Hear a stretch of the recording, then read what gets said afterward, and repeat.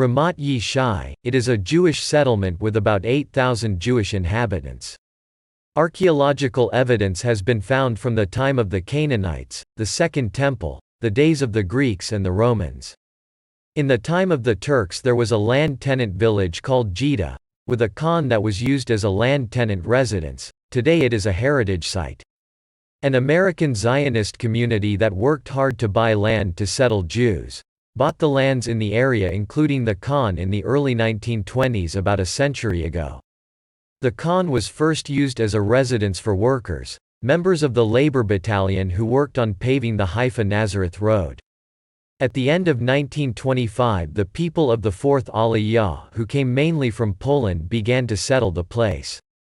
The idea of establishing the settlement was innovative and different from all other settlements in the country at that time, a combination of agriculture and industry. Manor is a company established by private investors from Poland, mainly in the textile field that established a weaving mill for the production of fabrics, and at the same time instead of importing the raw material, the cotton, they wanted to grow it in the Jezreel Valley. They began to build barracks for the residents and set up the factory.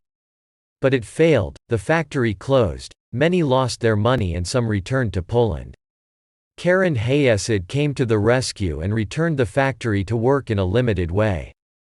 Jewish investors from Germany entered, but during the Arab riots of 1938, Arabs burned the factory. The factory was restored and Jewish immigrants from Yemen were employed there.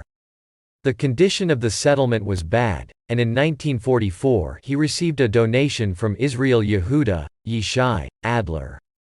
The condition was that the settlement preserve the tradition of Israel. As a sign of appreciation, the place was named after him, Ramat Yishai.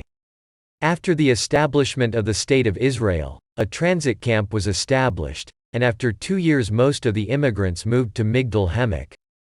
Until 1961 the factory barely held. After, the Valley Chicken Slaughterhouse operated on the spot.